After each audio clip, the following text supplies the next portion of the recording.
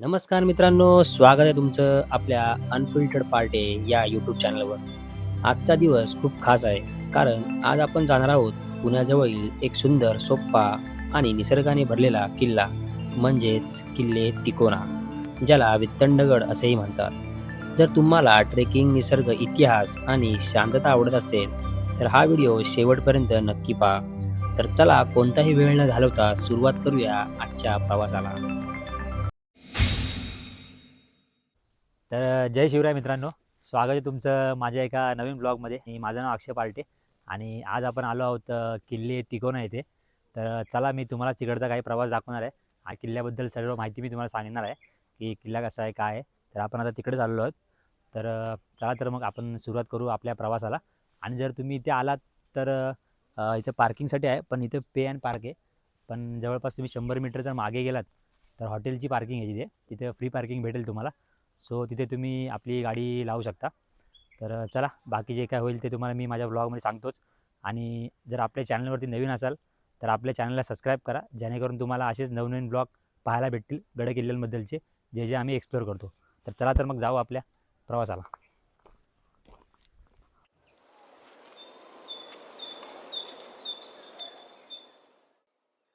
आम्ही आज सकाळी लवकर निघालो, कारण तिकोना किल्ला हा ठाण्यापासून साधारणतः 113 किलोमीटर अंतरावर आहे. लोणावळ्याजवळील तिकोना पेठ या छोट्याशा गावातून ट्रेक सुरू होतो. रस्त्यात तुम्हाला प्रथम दर्शन होतं ते आपल्या महाराजांचं. हिरवीगार शेती, डोंगर आणि शांत वातावरण अनुभवायला मिळतं. पावसात हा रस्ता आणखी सुंदर दिसतो, पण थोडी काळजी घेणं गरजेचं आहे. गावातून तुम्हाला किल्ल्याचा त्रिकोणी आकार स्पष्ट दिसतो आणि ते दृश्य पाहून एक वेगळीच ऊर्जा निर्माण होते. गडाच्या पायथ्याशी आल्यानंतर हॉटेलजवळ आम्ही फ्री पार्किंग करून थोडाफार नाश्ता करून घेतला व इथे आम्ही बघितले तर नाईटसाठी कॅम्पिंगसुद्धा अवेलेबल होती, ज्याची डिटेल मी तुम्हाला इथे दिली आहे. त्यांच्याशी कॉलवरती कॉन्टॅक्ट करून तुम्ही सर्व डिटेल घेऊ शकता. त्यानंतर आम्ही सुरू केला आमचा ट्रेकचा प्रवास.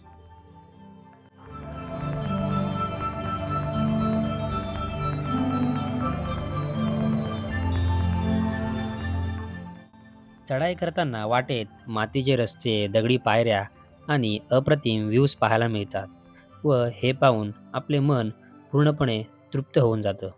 खरंच सांगायचं तर शहराच्या गोंगाटापासून दूर यायला ही जागा परफेक्ट आहे.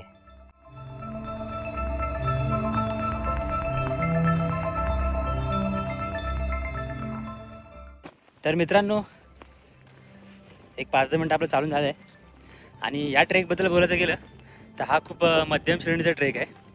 जिथे तुम्ही समजा बिगिनर असाल, कधी गेला नसेल ट्रेकला, तर तुम्ही इथे येऊ शकता. एवढा काही हार्ड ट्रेक नाही आहे. सो तुम्ही येऊ शकता इथे. तर मित्रांनो, इथून वरती आल्यानंतर 2 वाटा पाहायला मिळतात, इकडे इकडे आणि गडाकडे जाणारी वाट या साईडला. तर आपण बघू इथे काय बघायला भेटते आपल्याला. थोडंसं जाऊन येऊ आपण.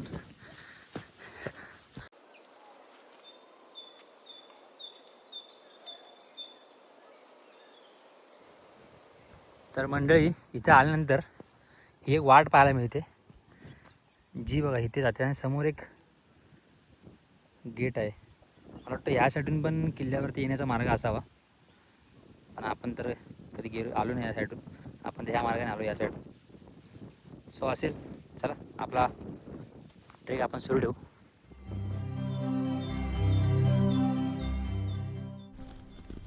तर मित्रांनो, गडावर आल्यानंतर तुम्ही जी माझ्या मागे जागा बघताय ती यासाठी होती की जे आपले गडाचे पहारेकरी असतात ते तिथे उभे राहून जो काही महाराजांना जो काही निरोप येईल किंवा मावळ्यांना जो काही निरोप येईल तो बघून वर जाऊन सांगितलं जात असे व इथूनच त्यांची परतवणी केली जात असे.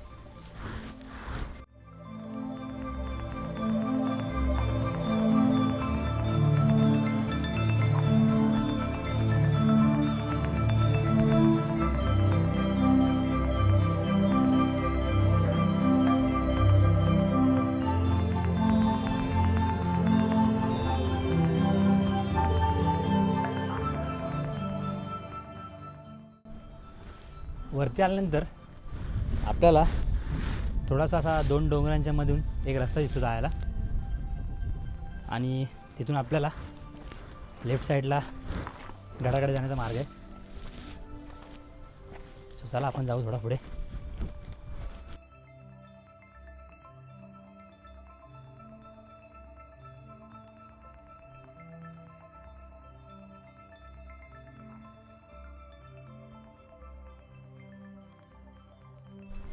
मित्रांनो, थोडा पुढे आल्यावरती आपल्याला लगेच प्रवेशद्वार दिसतो गडाचा.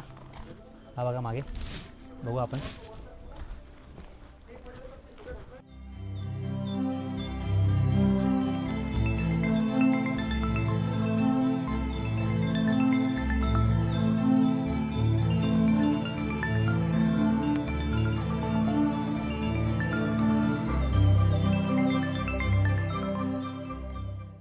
आम्ही प्रवेशद्वाराच्या इथे येऊन पोचलो होतो.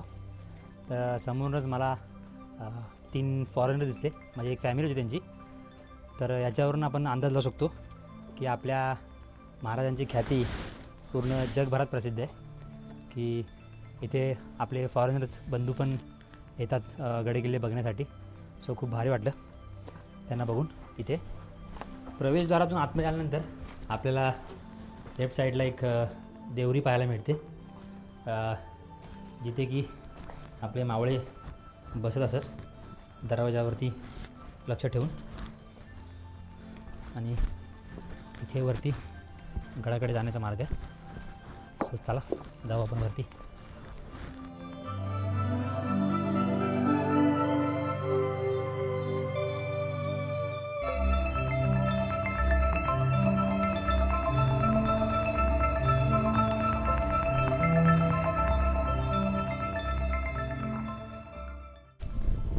तर मित्रांनो, हा जो आपण वेताळ दरवाजा पाहिला ते मला वाटतं पहिल्याच्या काळामध्ये इथे दरवाजा असावा, पण तो तुटल्या कारणास्तव आता तिथे दरवाजा नाही आहे. सो तसंच आहे. वेताळ दरवाजावरून वरती आल्यानंतर राईट साईडला जो मागच्या साईडला भाग आहे तो आपल्या गडाकडे जाण्याकडे, आणि लेफ्ट साईडला पण एक जागा आहे. सो जरा आपण तिथे जाऊ थोडं.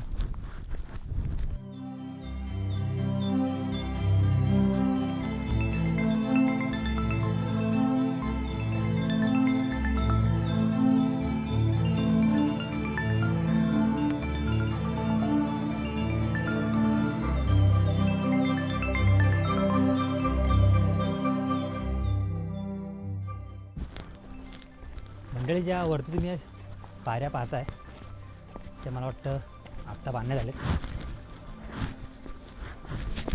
खूप सारे असे गडसंवर्धन आहेत जे हे सर्व काम करतात. सो त्यांनी त्या केल्या असाव्या. बट चांगलं आहे, लोकांना जाण्यासाठी सोपा मार्ग भेटतो एक चढण्यासाठी. थोडा वेळ पुढे चालत आल्यानंतर आम्हाला दर्शन झालं ते चपेटदान मारुतीरायाचं. मारुतीरायाचं दर्शन घेऊन आम्ही निघालो आमच्या पुढच्या प्रवासाला.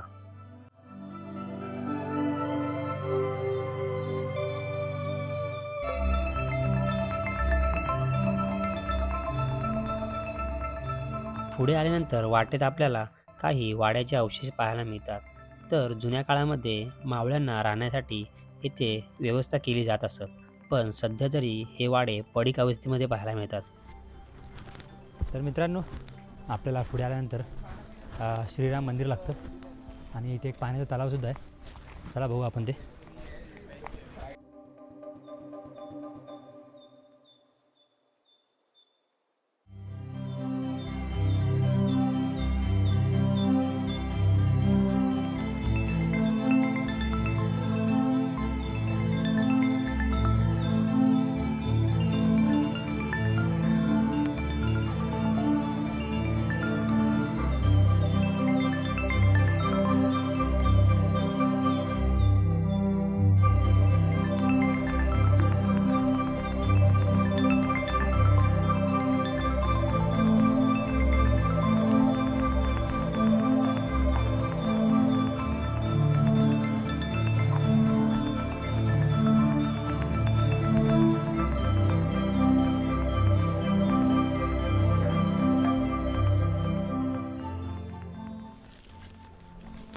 तर मित्रांनो, खाली आपल्याला 2 वाटा पाहायला मिळाल्या. तर आपण गडाकडे जाणारी जी वाट होती त्या वाटेने वरती आलो. वरती आल्यानंतर आपल्याला एक चुन्याचा घाणा पाहायला मिळतो. हा बघा, चला बघू आपण तो जरा. तर मित्रांनो, पहिल्या काळामध्ये जसं आपण आत्ता दगड माती सिमेंटचा वापर करतो बांधण्यासाठी, बांधकामासाठी, पण त्या काळात चुन्याचा वापर केला जात. त्याच्यामध्ये काही वस्तू ज्या इथे लिहिल्या होत्या, गूळ वगैरे सर्व मिक्स करून हा जो तुम्ही बघताय चाक, ते बैलांच्या साहाय्याने फिरवले जात असत व ते सर्व मिश्रण एकजीव करून आपल्या बांधकामासाठी वापरल्या जात असत. जसं की आता आपण सिमेंट वगैरे वापरतो, तर त्या काळात हा चुना वापरला जात. यासाठीच या चुन्याच्या घाण्याचा वापर केला जात होता.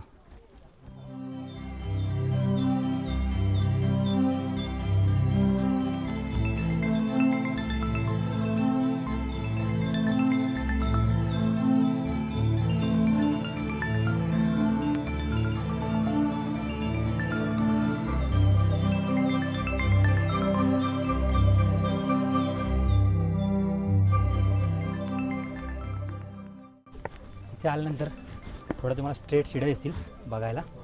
सो चढताना काळजी घ्या आणि सावकाश चढा एकदम. बघू शकतो तुम्ही खाली.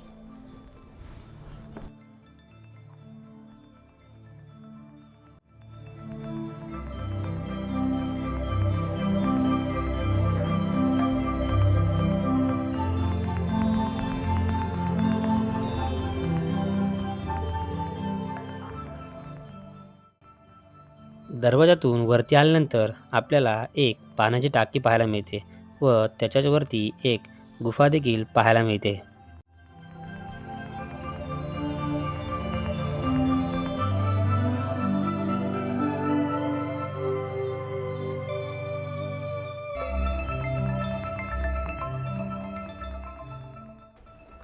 तर मित्रांनो, बाले किल्ल्याकडे जाणाऱ्या दरवाजातून आपण वरती आल्यानंतर आपल्याला एक थोडा स्ट्रेट पॅच पाहायला मिळतो. माझ्या मागे तुम्ही पाहत असाल 85 डिग्रीवालाच पॅच आहे तो पण. तर चला तो आपण पार करू.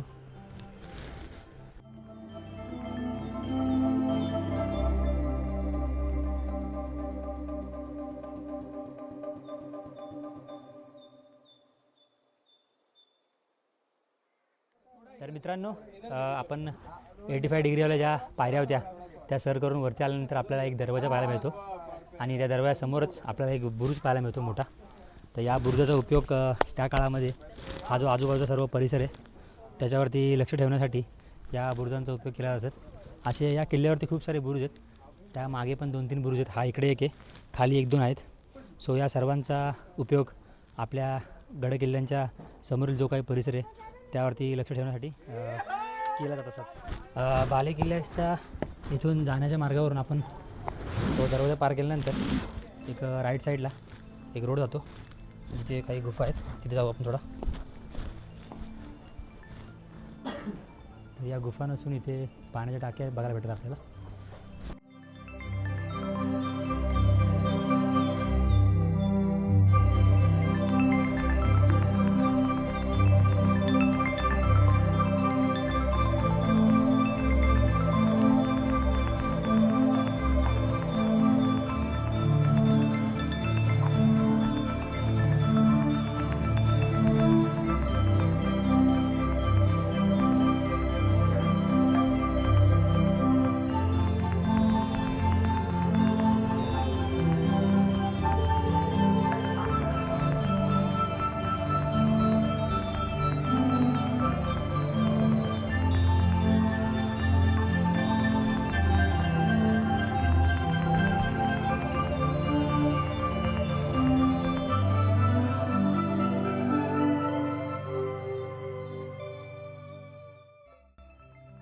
गड्याच्या ह्या पायऱ्या सर करून वर गेल्यानंतर आपल्याला समोरच पाहायला मिळते ते वित्तंडेश्वर महादेव मंदिर.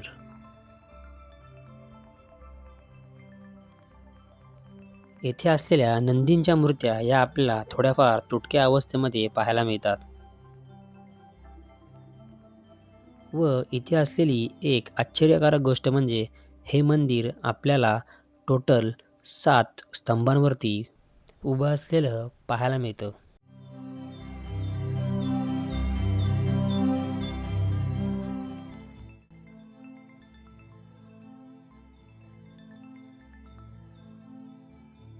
मंदिरासमोरच आपल्याला नंदी महाराज पाहायला मिळतात व मंदिराच्या आत गेल्यानंतर पाहायला मिळते शिवलिंग. तसेच मंदिरामध्ये गणेश मूर्तीसोबत आपल्याला पाहायला मिळते ती छत्रपती शिवाजी महाराजांची एक सुबक अशी मूर्ती.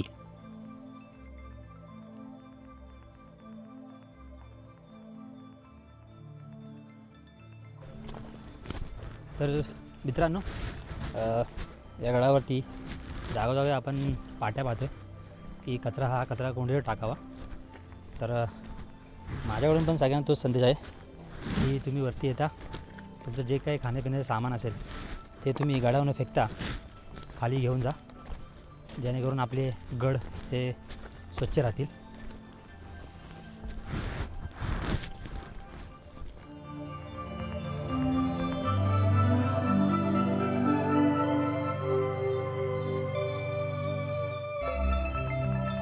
वर येऊन पोचल्यानंतर आपल्याला पाहायला मिळते ते एक पाण्याचे टाके, ज्याचा उपयोग त्या काळात पाणी साठवण्यासाठी केला जात असत.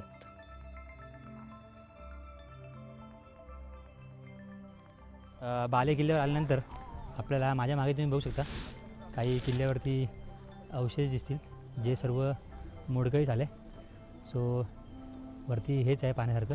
आणि आल्यानंतर जे आपलं महादेवाचं मंदिर लागतं ते समोरच आहे आपल्या, ते एक ठीकठाक अवस्थेमध्ये, ते तुम्ही वरती येऊन पाहू शकता. वरती आल्यानंतर सुंदर असं दृश्य पाहायला भेटतं. हा जो पावना डॅम आहे समोर, तो पूर्ण या परिसरात पसरलेला आहे.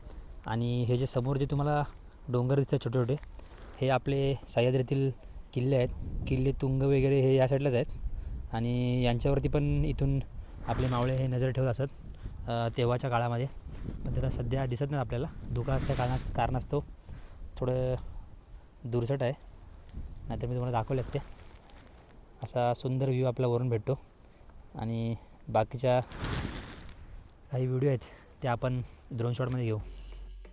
तर मित्रांनो, तिकोना हा किल्ला त्रिकोणी आकाराचा असल्यामुळेच त्याला तिकोना असं नाव पडलं आहे. आणि हा किल्ला छत्रपती शिवाजी महाराजांच्या काळात एक महत्त्वाचा किल्ला मानला जात होता. पावना परिसरावर लक्ष ठेवण्यासाठी हा किल्ला खूप स्ट्रॅटेजिक होता. आजही इथली तटबंदी, बुरुज, दरवाजे आपल्याला त्या काळाची आठवण करून देतात.